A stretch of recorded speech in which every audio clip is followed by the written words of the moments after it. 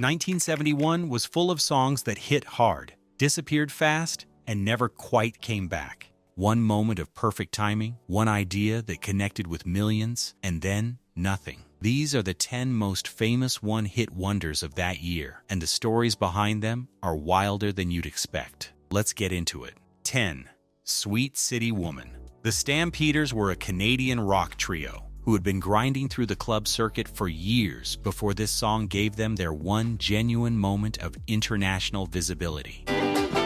Sweet, sweet city woman. The track was built around a banjo figure that felt completely out of place in 1971's rock landscape, which turned out to be exactly why it worked. It was different enough to cut through a crowded radio environment without being so strange that it alienated the mainstream audience the band needed to reach. It climbed to number 8 on the Billboard Hot 100 and performed strongly across Canada and parts of Europe, generating the kind of momentum that makes a band believe a sustained career is within reach. The follow-up singles failed to connect in any meaningful way, and the Stampeders gradually retreated back to the Canadian circuit that had produced them, leaving Sweet City Woman as the permanent marker of how close they came to something bigger. The banjo that made them stand out was also the thing that made them impossible to follow up, and the industry never gave them a second chance to figure that out. 9. Chirpy Chirpy Cheep Cheep. This is one of those songs that dominated an entire summer so completely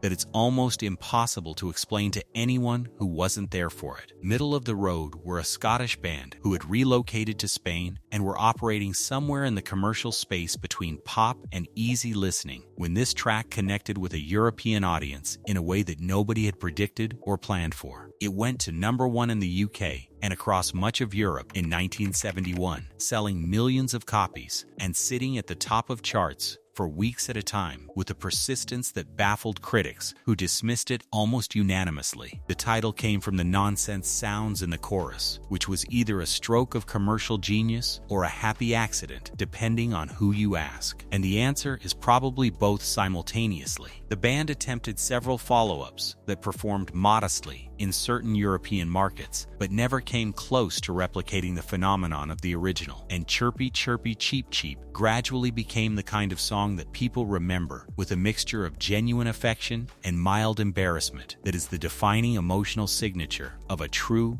one-hit wonder. 8. Brand New Key. Melanie Safka wrote this in approximately 15 minutes one night after returning home from a late meal, sitting down at the piano and producing a song that she initially considered too slight to record seriously. I got a brand new pair of roller skates. You got a brand new key. Her instinct was to treat it as a throwaway, which would have been one of the more costly creative misjudgments of the era. The song's double meaning, innocent on the surface, considerably less innocent underneath, was apparently unintentional, according to Melanie, though that claim has been received with varying degrees of skepticism by everyone who has heard the lyric carefully. It went to number 1 in America and several other countries in late 1971. Outselling everything else in her catalog by a factor that made her relationship with the song complicated from almost the moment it was released. Melanie was a genuinely talented singer-songwriter whose other work deserved considerably more attention than it received, and the irony that her most lightweight composition became the thing that defined her publicly is exactly the kind of outcome that makes the music industry so consistently difficult to predict or navigate with any confidence. 7. Indian Reservation. The Raiders had been operating on the fringes of the American charts for the better part of a decade before this gave them their biggest commercial moment, which is a timeline that speaks to both their persistence and the industry's consistent underestimation of what they were capable of delivering. The song itself had a complicated history before it reached them. Written by John D. Loudermilk in the late 1950s and recorded by multiple artists over the following decade, took the whole Indian nation. Without connecting in any significant way. The Raiders version transformed it into something with genuine emotional weight. Paul Revere and Mark Lindsay bringing a dramatic intensity to the lyric about Cherokee displacement and cultural erasure that previous versions had never quite located. It went to number 1 in America in the summer of 1971 and became the best-selling single of the band's entire career by a considerable margin. The follow-up attempts failed to find a comparable audience, and the band that had been chasing mainstream success for a decade discovered that arriving at the top of the charts once doesn't guarantee the industry will give you a roadmap for getting back there. If you're enjoying this one, hit subscribe. We cover stories like this every week, and you won't want to miss what's coming next. 6. Knock 3 Times. Tony Orlando had actually retired from the music industry entirely and was working as a music publishing executive when this song found him, which makes the circumstances of its creation one of the more unusual origin stories in early 70s pop. He recorded it essentially as a favor, not expecting it to amount to anything commercially significant, and then watched it go to #1 in America and the UK simultaneously. Oh, my darling, knock 3 times on the ceiling if you want me. And stay there long enough to become genuinely inescapable. The song's structure, built around the device of knocking on a ceiling or tapping on a pipe to communicate across apartment walls, was simple enough to feel universal and specific enough to feel intimate, which is a combination that commercial pop rarely achieves without making one side of the equation feel forced. Dawn went on to have additional hits and a television variety show, which technically disqualifies them from pure one-hit wonder status, but the gap between Knock 3 Times and everything that followed was large enough that it functions as a one-hit wonder in everything but the strictest technical definition of the term. 5. One Bad Apple. The Osmonds recorded this after Berry Gordy passed on, releasing it through Motown, which in retrospect looks like one of the more costly misjudgments of Gordy's otherwise extraordinarily successful career. One bad apple don't spoil the whole bunch, girl. Oh, I don't care what they say. The song had been written specifically for the Jackson 5, and the comparison between the two groups was immediate and unavoidable from the moment it was released. The Osmonds were 5 brothers from Utah. The Jackson 5 were 5 brothers from Indiana, and the sonic similarities between the two acts were close enough that radio listeners genuinely confused them on first hearing. It went to #1 in America for 5 weeks, which was the kind of commercial performance that suggested a sustained career was genuinely within reach rather than just possible. The follow-up singles performed respectably, but the Osmonds never again connected with the mainstream pop audience at quite the same level, and One Bad Apple gradually assumed the function of a defining moment rather than a launching pad. The song's legacy is inseparable from the Jackson 5 comparison that followed it everywhere, which is an uncomfortable position for any recording to occupy permanently. 4. Gypsies, Tramps, and Thieves. Cher recorded this at a moment when her career genuinely needed it. The Sonny and Cher partnership was commercially stalling, and her solo prospects were uncertain enough that the industry had begun treating her as a secondary figure rather than a primary talent. The song gave her a #1 hit and a renewed commercial identity. Gypsies, tramps, and thieves, but every night all the men would come around.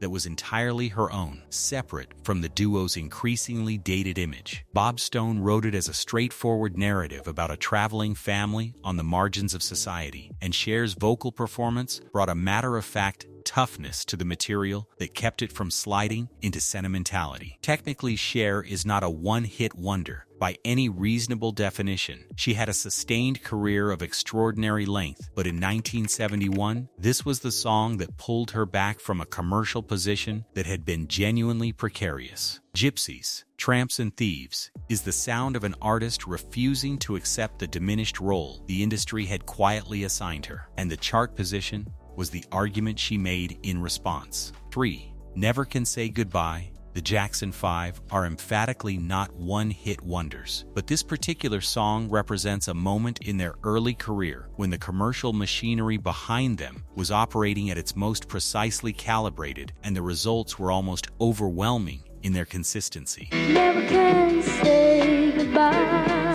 No, no, no.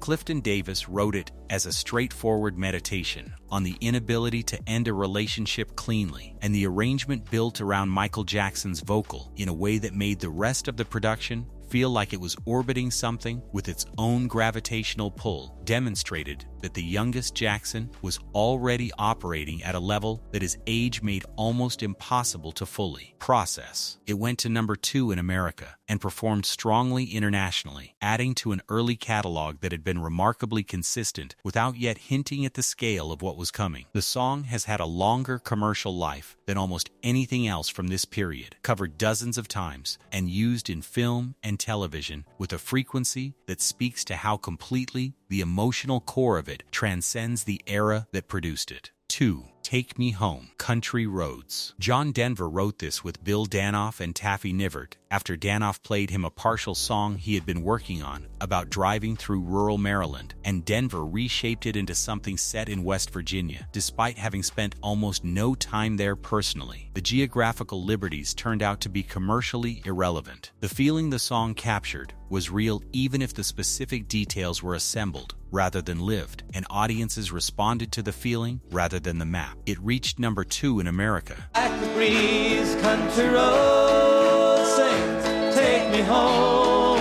And launched Denver's career in a way that nothing he had previously recorded had managed, establishing a commercial and artistic identity that would sustain him through the following decade. West Virginia adopted it as an unofficial state anthem almost immediately, and the official adoption came decades later. Denver is another artist who clearly transcended one-hit wonder status across a long career, but Country Roads was the beginning of everything, and the story of how it came together in a single collaborative session remains one of the more charming origin stories of the era. 1. Joy to the World. Boyd Axton wrote this song and originally recorded a demo that he considered a children's song, playful, nonsensical, not intended for serious commercial consideration. He played it for Three Dog Night almost as an afterthought, and the band heard something in it that Axton himself hadn't fully recognized, which is the kind of creative gap between a songwriter and an interpreter that produces genuinely unexpected results. Ah, boys and girls now,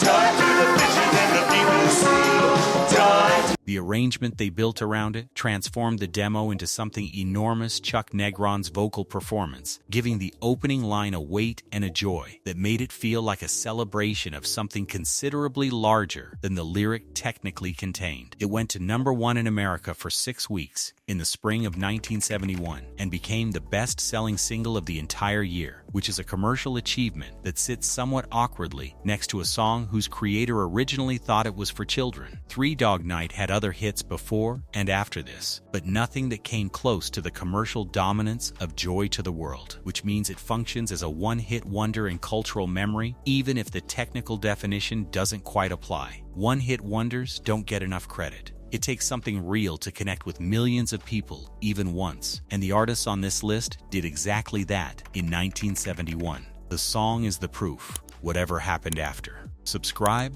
and we'll see you in the next one.